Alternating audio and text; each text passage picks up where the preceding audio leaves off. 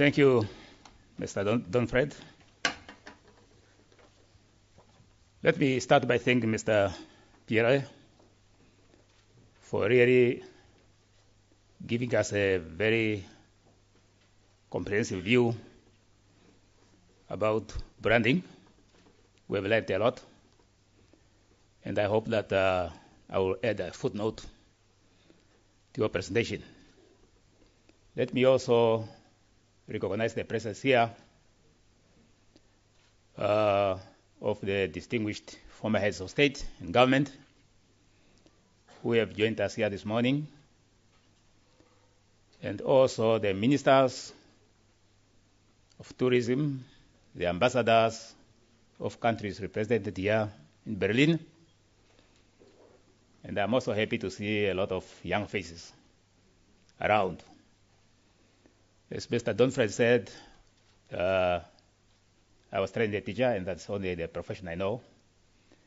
And when I see young faces, I'm quite happy. Welcome. Ladies and gentlemen,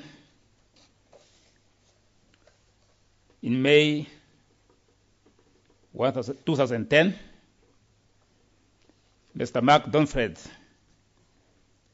invited me to Berlin to attend the International Symposium on Cultural Diplomacy. Since the invitation was extended through the electronic mail, I was not quite convinced that it was a genuine invitation. You know what I mean? We are always invited that we have won this prize, that something through the internet, and sometimes it's not nice to just to respond to something in the internet. In fact, I advised him to channel his invitation through the Namibian mission in Berlin, which he didn't do. However, earlier this year, Mr. Donfred again extended invitation to me to address a conference on the theme nation branding, tourism, and international investment. This time around, I gave a thought to his invitation, and this morning I'm here. Let me therefore, at the very outset, express my appreciation to Mr. Donfred for affording me an opportunity to make a modest contribution to the deliberations of this August conference. The theme of identity, personality, and image is important to Africa in general and to my country, Namibia, in particular. My contribution, therefore, explores the questions: can Africa be positively branded? How could a small country like Namibia be branded and marketed? Ladies and gentlemen, you are very much aware that global image of Africa has been shaped by explorers, by the colonialists, by the adventurers, and by colonial writers. During the European slave trade, Africa was assumed to be a terra incognita, a vast, unfathomable, and unknown land. This unknown land, in fact, invoked fear of darkness and some kind of a lurking danger. In the Victoria era, Africa was known as a dark continent. So in 1902, Joseph Conrad, I believe you all know that name, reinforced this image in his classical novel titled Heart of Darkness. One character in that book,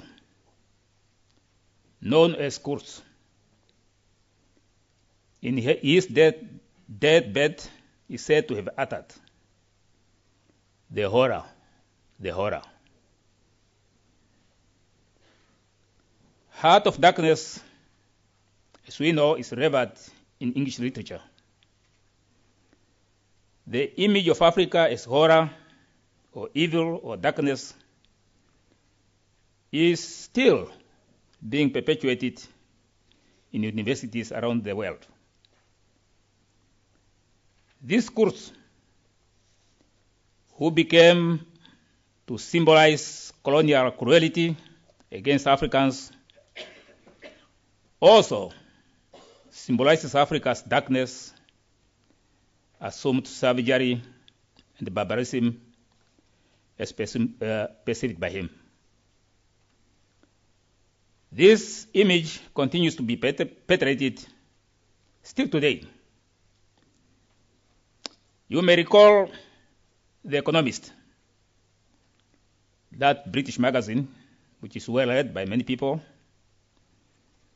In its issue of May 11, 2000, its lead article characterized Africa as a hopeless continent. In a typically patronizing manner, The Economist reported, and I quote, "At the start of 19th century, Freetown," that's the town in Sierra Leone, "was remote and malarial, but also a place of hope. This settlement for destitute Africans from England and the former slaves from America became the main base in West Africa for enforcing the British Act that abolished slavery," end of quote. Now, in the punchline, the article continued,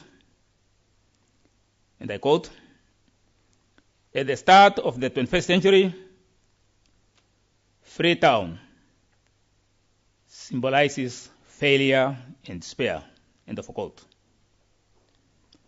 So, ladies and gentlemen, this is the trademark of Africa in the global image, especially, I am sorry to say, among the people of European descent. In their view, Africa should be treated with some kind of paternalistic benevolence. Africa is perceived only as a land of opportunity in the sense of Adam Hochschild's King Leopold's ghost. Ruthless plunder and exploitation of natural resources. The very fact, I believe, that negotiations between Africa and the European Union on the economic partnership for Africa remains inconclusive today, I believe it's mainly because of this disturbing held image of Africa. An image held sometimes conscious and sometimes subtle. The challenge Africa is faced with is how to change this image among investors and also among tourists. Ladies and gentlemen, though history has been cruel to Africa, it appears nonetheless that the branding of Africa should start with historical connections. There are those countries which colonized Africa. To them, Africa, I believe, is no more a terra incognita. They build up historical connections with Africa. In the case of Namibia, Germany is among those countries who left cultural footprints in Namibia. It should therefore be doable to convince German investors and tourists to consider Namibia as an investment or tourism destination. And it was probably for this reason that the German cement group has invested heavily in cement production in Namibia. Their example, I believe, is worth emulating because it is a break from the past. The swank investment is adding value at the source of raw materials. Historically, investment in Africa in general, and in Namibia in particular, concentrated on extraction of raw materials. Such investment denied Africa the benefit of the value chain. Extractive investments deprived Africa of employment and of the revenue from the full value of its natural endowment. In my view, this must change. Africa should brand itself in terms of quality of investment. Quality investment is the type of investment which creates a win-win scenario. Such investment encourages local participation and also local risk sharing. In this way, African entrepreneurs shall form partnerships in joint ventures with foreign investors. For example, foreign investors can bring to Africa technology and managerial skills. Africa has raw materials, it has labor, and in certain instances, it has capital. For example, in the case of Namibia, Namibia is a net exporter of capital. Strictly speaking, Namibia needs only technology. It is domestic savings which currently are being exported to other countries could be invested in Namibia in order to create a value chain. Namibia, as you know, is also endowed with stunning sceneries, open spaces, and indeed natural resources. What Namibia needs is quality investment in order to create superior value out of its natural endowment. Namibia's brand should therefore be partnerships for a win-win economic growth. The win-win partnership entails technology transfer, joint ventures, value addition, and shared growth, among others. Africa needs technology in order to industrialize. African capital should be reinvested in Africa, for example, through joint ventures, equity participation, and the venture capital. Moreover, Africa can only accrue full value on its natural endowment through the creation of a value chain, as I said earlier. This win-win scenario shall create a shared economic growth. The shared economic growth enables African people to acquire a stake in their own economy. This will put an end to the type of relationships told in Adam Hochschild's King Leopard's Ghost. And I hope that you know about that book. The ruthless extraction of natural resources leads to exploitation of labor. That's African labor. What happened in the Congo during King Leopold's rule did happen in Namibia during both the German colonial rule and apartheid South African occupation. Now it is a time to open a new page in investment relations. The new page, ladies and gentlemen, is the win-win smart partnership in investment. Namibia, on its part, provides all the required conditions for foreign direct investment. Namibia is a rule-governed country. Its governance institutions are well developed. According to the World Economic Forum report of 2010, Namibia was ranked 74th out of 139 countries on the Global Competitiveness Index. On the pillar of institutions, Namibia was ranked 38 out of 193 countries. On the pillar of infrastructure, Namibia was ranked 54th, again out of 139 countries. On the pillar of macroeconomic environment, Namibia was ranked 40th out of 139 countries. Now, Namibia did not score as well on the pillar of health and the primary education. The country is investing heavily in these sectors. These sectors take up more than 30% of Namibia's annual national budget. Namibia possesses almost all the favorable conditions for the win-win investment scenario I am proposing. Investment in tourism, investment in energy generation,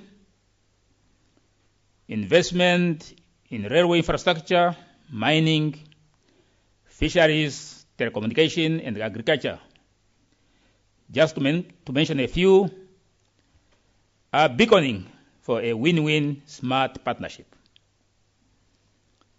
Tourism arrivals are recovering following the economic downturn of 2008. The mining industry is flourishing. The global demand of fish is also recovering. In terms of communication infrastructure, development, and rehabilitation, Namibia aspires to make itself a service center of Southern Africa. Investment in the rehabilitation of our railway line is therefore the right thing to do in order to benefit from Southern African regional trade. Opportunities for investment, therefore, abound in Namibia. Namibia is neither a terra incognito nor a heart of darkness. Namibia is a land of open spaces, bright skies, stunning sceneries, and indeed democracy, peace, and justice. I therefore invite you to join Namibia in a win-win smart partnership. And I thank you for your attention. Thank you.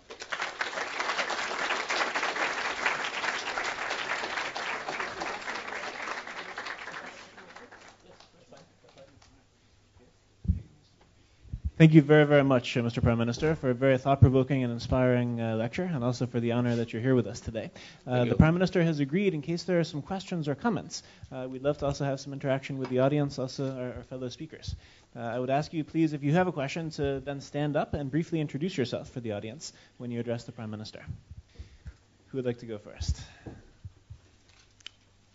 Yes, instead of having a question, why don't you just buy a ticket and come to Namibia? Yes, we can do that. We can do that too. All your questions are answered. First, there's one question I see way in the back here. Hello, and thank you very much. My name is Robert Saunders. I'll be presenting later in the week.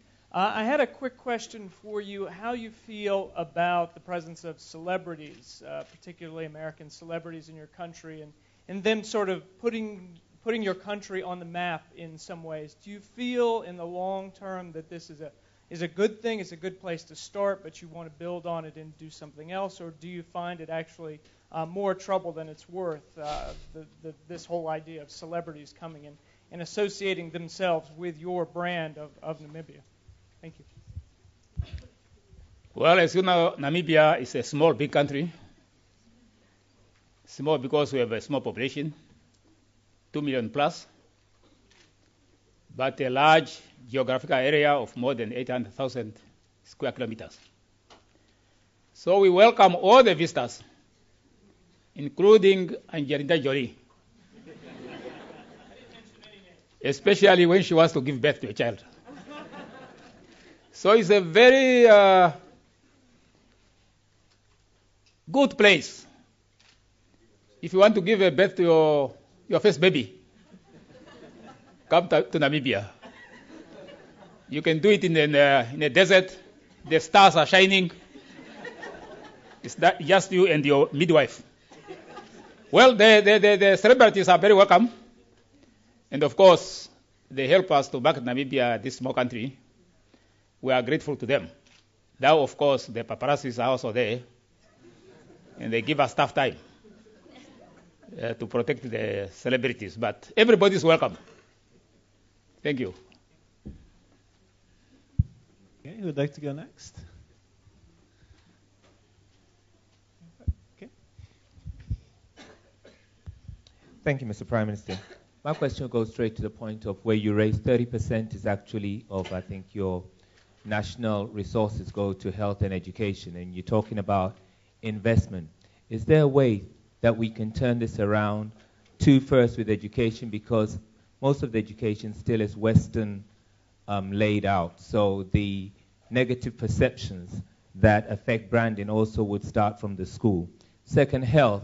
Some ways on the African continent, health is not looked at particularly, so when you do talk about 30% going into health, possibly with health being structured much appropriately, we'll be able to extract that investment to help, which will have local entrepreneurship to help Namibia.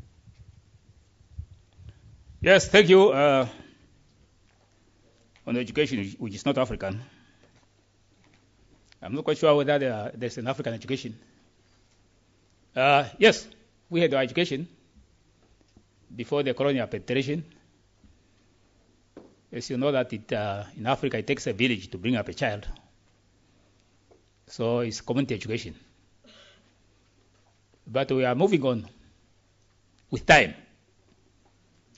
So our education should also take into consideration that we are part of the global village. And in the case of Namibia, we are a land of diversity. So you'll have a tough time to define what is African education there because of that diversity. So what we talk about is relevance. Whether education is relevant to the challenges Namibia is faced with. The challenges of poverty, the challenges of inequality, and also the challenges of the type of investment which is extractive and exploitative. Those are the things we are trying to address so that the citizens are equipped to tackle those challenges. So we should therefore talk not about African education, but of relevant education, relevant to the context and the conditions of the country. And that's exactly what we are trying to do. That's why we are investing heavily in the area of education. Health, I must say, this is a big challenge. As you know that our part of the world is devastated by HIV/AIDS. by TB and also malaria. And to restore the health of the people is a big challenge. That's why we are investing heavily also in the health sector. You have to start with the health of a person before you do something else. So this is what we are trying to do. But of course, it takes time really to restore complete health of all the people. But you are aware of that. That's why we are making these heavy investments in our health systems.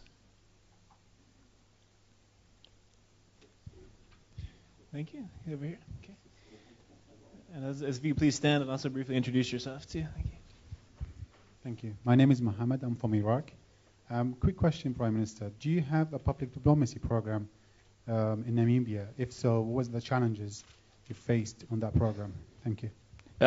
Whether we have what? Public diplomacy program. Public diplomacy program in Namibia. Diplomacy? Yes. Public diplomacy program, meaning? Meaning it's similar to nation branding. Public diplomacy, where you communicate with the foreign public, foreign community.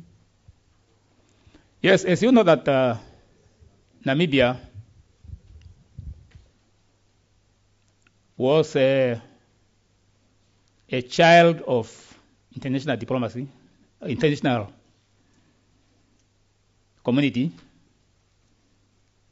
In fact, its birth was midwifed by the United Nations. After a long struggle, eventually the United Nations came in and supervised free and fair elections. And I would like to advise my colleagues from Iraq that in order to add what's going on there, perhaps you need the United Nations there to organize elections so that you can elect your leaders legitimately and have people of your own choice. So because of that, because of our history of international involvement, and also because Namibia is a small country, our security system actually depends on the multilateral systems like the United Nations. Because we can't really defend ourselves. We are surrounded by big brothers there. So we believe that international solidarity is the most element in our international relations. And also the peaceful resolution of international conflicts. That is the core tenet of our Constitution in that regard. So that's all what I can say on the diplomacy that Namibia believes, has faith in the multilateral system to defend small countries like mine, and also to promote through these multilateral organizations peaceful international interdependence. That is what we believe in. Thank you.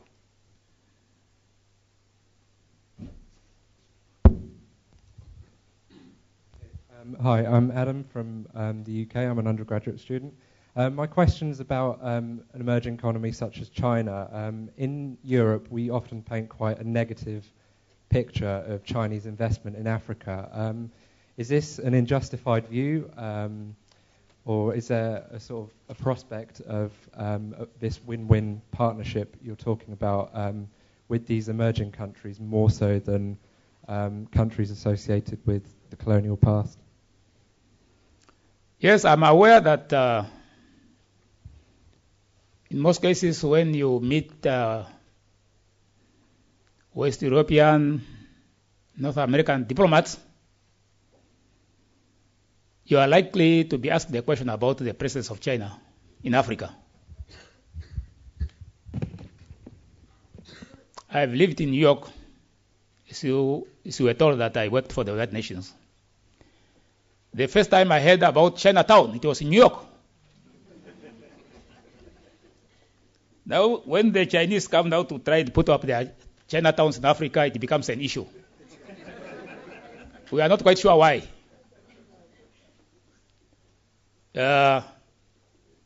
The world is a global village. There's no way you can prevent people from any part of the world to go to another part of the world. It's totally impossible. And the preoccupation of some people with China, I think, is actually misplaced. I talked to you about historical footprints Europe have made in Africa. What we want is just that these footprints must be redefined so that we have a win-win situation. It should not be this partnership of a horse and a rider, so to say. It should be a genuine partnership where the benefits are equitably shared. That's all what we are saying. And we are not only saying that to Europeans, but also to our Asian friends or any other person who wants to invest in Africa. It should end to be exploitative investment, like King Leopard was doing in the Congo there. You know the plunder of Congo? That relationship we want it to end and start a new page of a win-win partnership. That's all what we are saying. But you cannot prevent global citizens to go to any part of the world. We are talking about here tourism. And the way to talk about tourism, of course, we know that the tourists come and go. But they come to your country, they also see some opportunities. And they come back as investors. Perhaps, you'll never know. So, we are not of the view that people should not come to Africa. I was saying here, Namibia in particular is a small, big country. We welcome visitors, we welcome people to come there because we also need buying power. But people will come, we should come to Africa with due respect to the African interest also. Not only to exploit the raw materials and leave African people in poverty. That's all what we are saying. There was a head here. My name is Amy, and I work for a production company that specializes in nation branding through television. And I recently had the good fortune of being in Namibia for 2 weeks and absolutely adored it. The one thing I wanted to say was, there's a perception that the national flower of Africa is the plastic bag. And one of the things that Namibia, I was shocked. I drove all over for 2 weeks, and I didn't see hardly any garbage throughout the whole entire country. And I was just so impressed. I'm from California, and we're very environmentally conscious. And I wanted to know how you've achieved that standard of aesthetic in your environment, and what advice you would give other African countries on how to do the same. Welcome once again, 2, 3 times, 4 times. Next time you have your next child, please come to Namibia. Follow the steps of Angelina Jolie. Well, environment is very, very important to Namibia. Our constitution actually provides for environment protection. So it's a constitutional requirement. And you know that Namibia is a very, very fragile ecological environment, as you know. It's a land of two deserts and a land of contrast. And we want to keep those natural features intact for the coming generations. I hope you were able to visit an uranium mine. If you did, you will got a shock of your life about the big holes they are digging in the Namib desert. We don't like it at all, but, you have to balance about the livelihood of the people and the natural endowment. So we try to keep Namibia clean and also to keep the sun shining and the open spaces. Next time, go and count the stars of the sky in the Namib desert. You are welcome. Now, about other African countries, I'm not quite sure. Namibia is only a small country in Africa. There's no way you can influence anybody. But we do value environment because it's prescribed in our constitution. Perhaps any other person should also do that, to put environment as a requirement in the constitution. There was another hand there.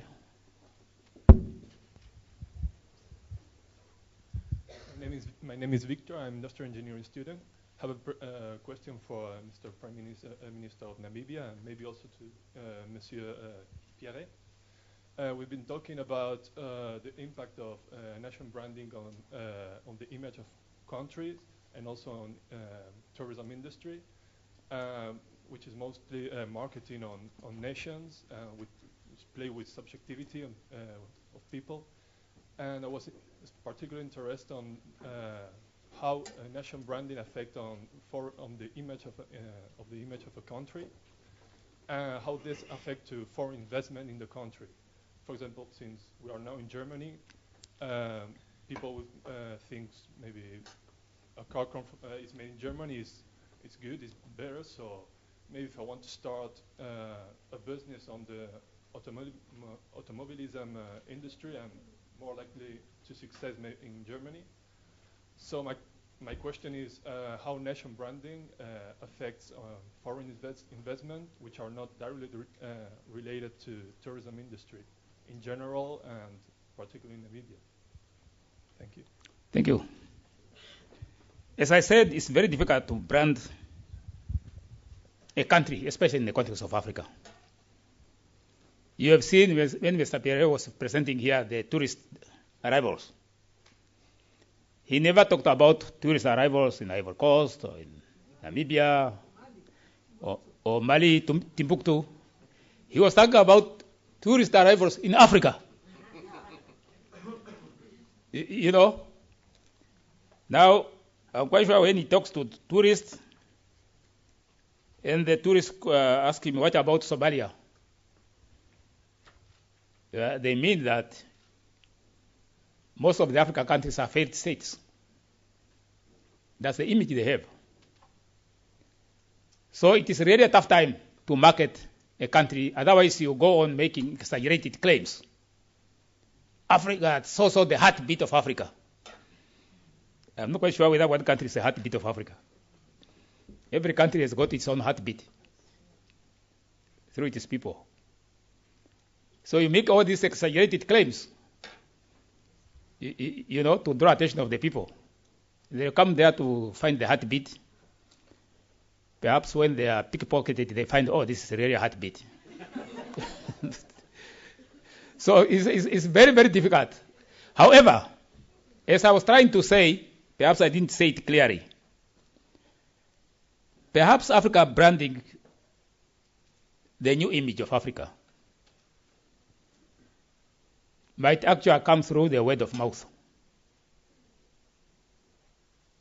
of tourists. And the most tourists who visit our countries are actually tourists from countries we had colonial ties with. In the case of Namibia, you find a lot of tourists from Germany.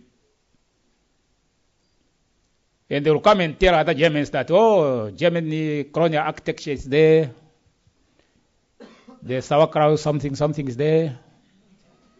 And also fresh air is also there.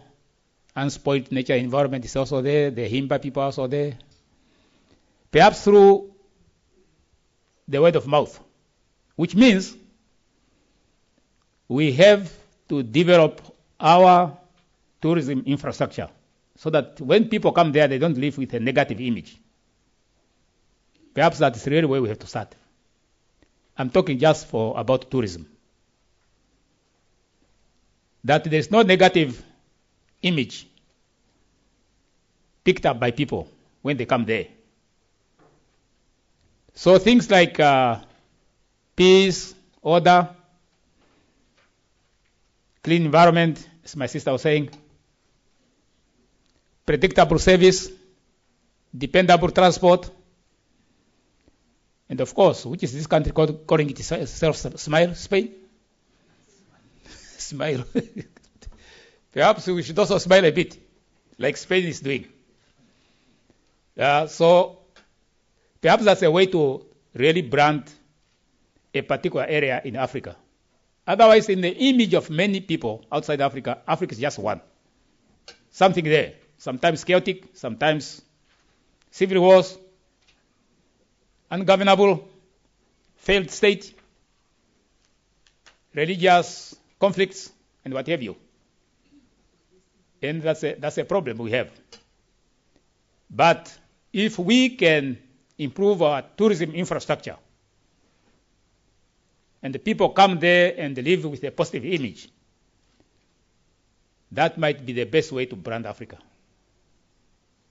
Branding our products there. To the investors, if you talk about uranium mining, people are likely to think about one or two countries, either Kazakhstan or Namibia.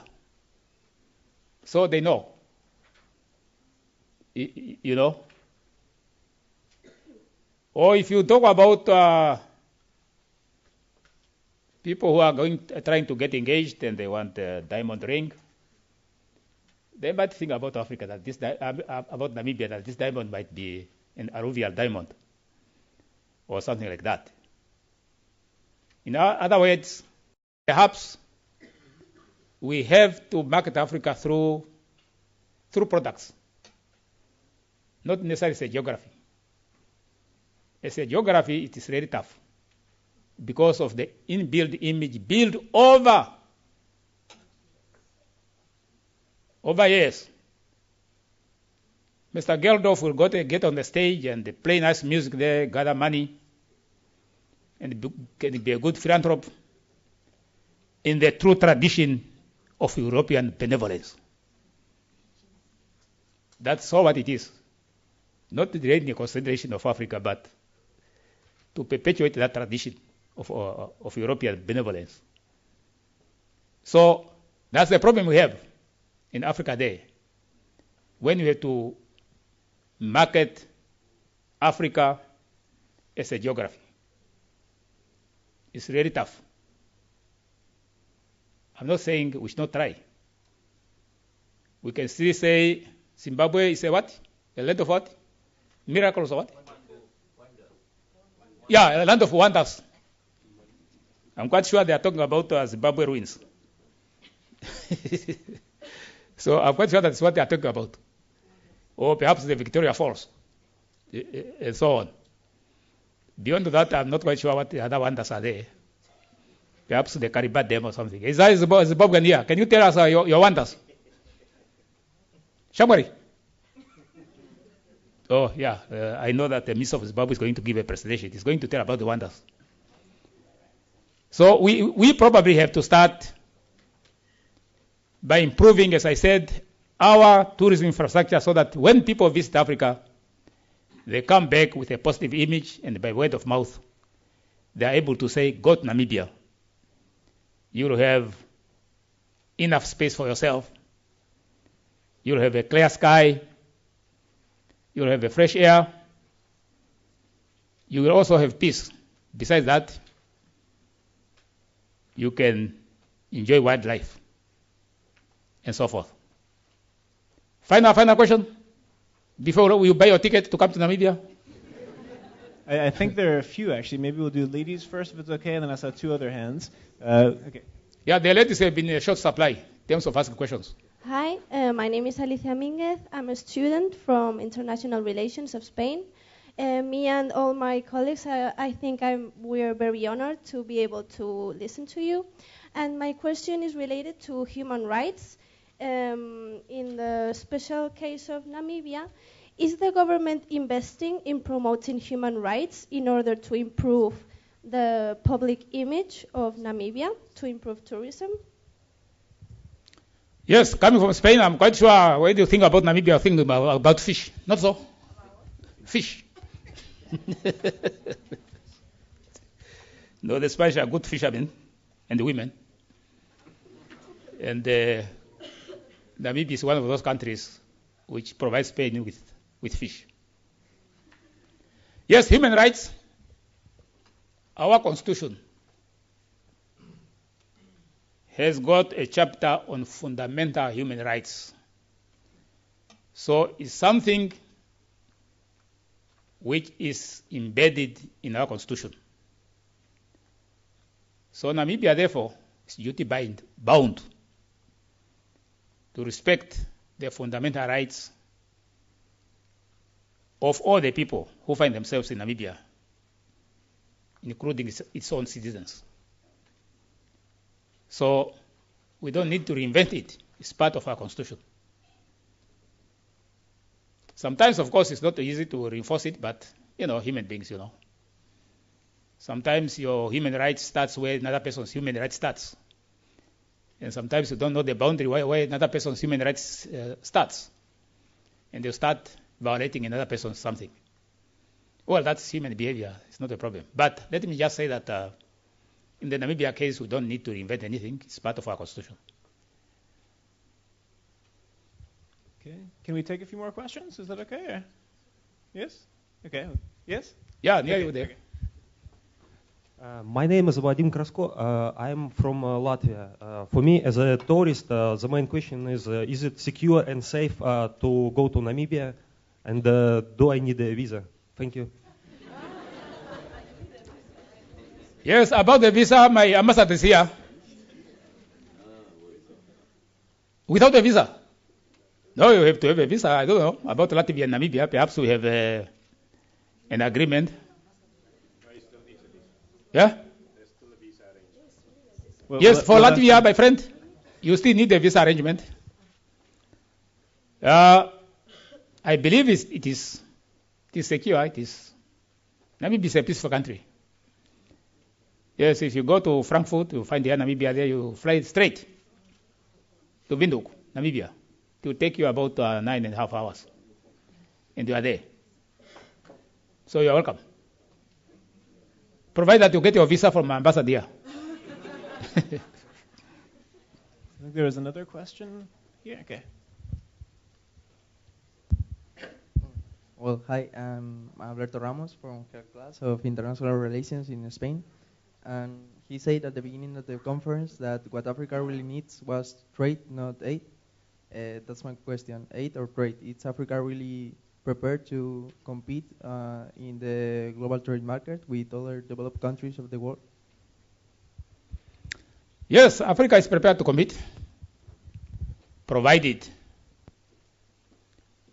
that the competition field is leveled. What is happening, Africa being mostly a producer of raw materials, and the raw materials prices are determined by the world market. Sometimes competition is not quite equal, and that's a problem for us. Something happens somewhere, you have a confusion in the oil-produced country, the price of crude oil spikes, then of course the oil producers are happy, but those of us who don't produce oil are in trouble. Or you have a bubble in the United States, and there is no effective demand of your raw materials, you get affected. You have no control about these externalities.